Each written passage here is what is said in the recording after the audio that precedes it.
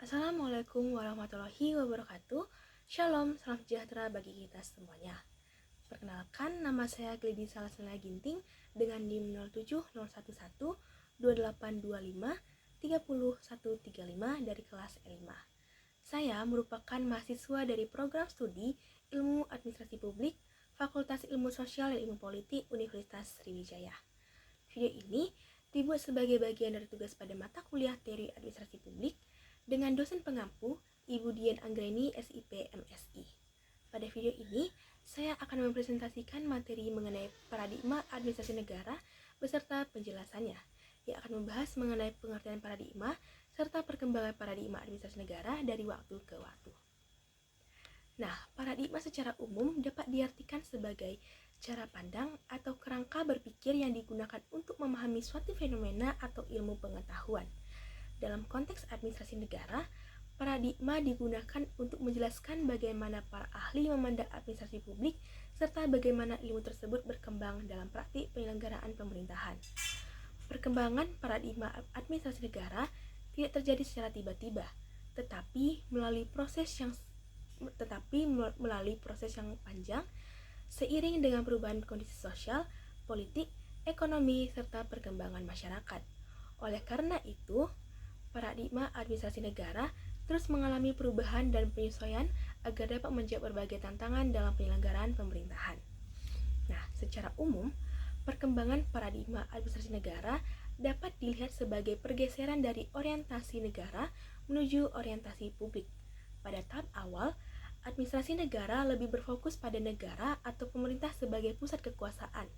Namun, seiring perkembangan zaman, administrasi publik mulai menempatkan masyarakat sebagai fokus utama dalam pelayanan publik. Salah satu paradigma awal dalam administrasi negara adalah paradigma dikotomi politik dan administrasi. Paradigma ini dipelopori oleh Woodrow Wilson yang dikenal sebagai salah satu tokoh penting dalam perkembangan ilmu administrasi publik. Nah, dalam paradigma ini dijelaskan bahwa politik dan administrasi seharusnya dipisahkan. Politik berkaitan dengan proses pembuatan kebijakan oleh para pejabat politik, sedangkan administrasi berkaitan dengan pelaksanaan kebijakan tersebut oleh aparatur pemerintah. Tujuan dari pemisahan ini agar administrasi pemerintahan dapat berjalan secara lebih profesional, efisien, serta tidak terlalu dipengaruhi oleh kepentingan politik. Namun, dalam praktiknya, pemisahan antara politik dan administrasi tidak selalu dapat dilakukan secara sepenuhnya karena proses pembuatan kebijakan dan pelaksanaannya seringkali saling berkaitan.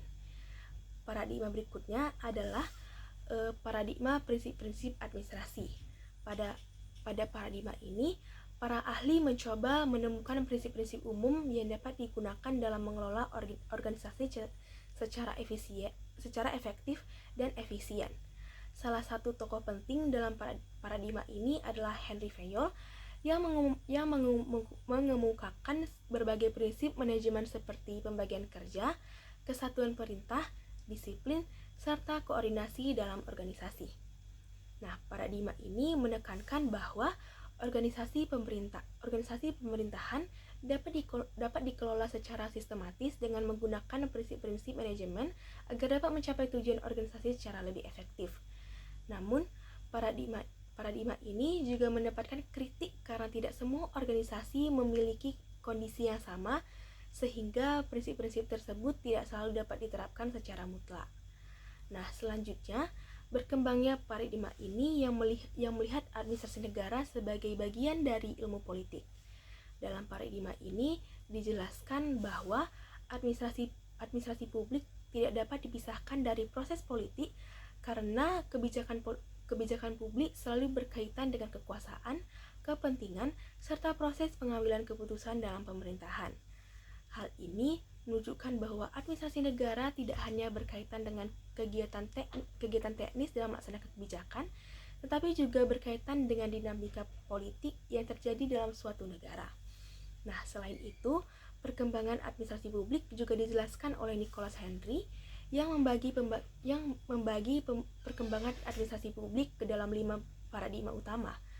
Paradigma pertama adalah dikotomi politik dan administrasi yang berkembang sekitar tahun 1900 hingga 1926. Dalam paradigma ini, dijelaskan bahwa politik dan administrasi harus dipisahkan agar administrasi pemerintahan dapat berjalan secara profesional.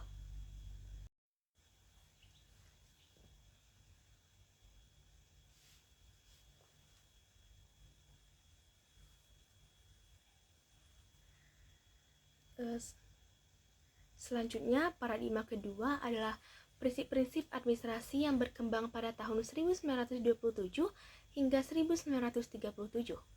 Pada paradigma ini, para ahli mencoba menemukan prinsip-prinsip umum dalam mengelola organisasi agar dapat berjalan secara efektif dan efisien.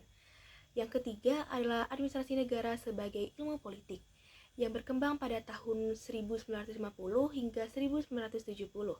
Dalam paradigma ini, administrasi negara dipandang sebagai bagian dari ilmu politik karena pelaksanaan kebijakan publik tidak dapat dipisahkan dari proses politik. Yang keempat, atau paradigma keempat adalah administrasi negara sebagai ilmu administrasi. Dalam paradigma ini, administrasi negara mulai dipandang sebagai disiplin ilmu yang berdiri sendiri serta menggunakan berbagai pendekatan dari ilmu lain seperti manajemen, psikologi, dan sosiologi. Paradigma kelima adalah administrasi publik sebagai administrasi publik modern.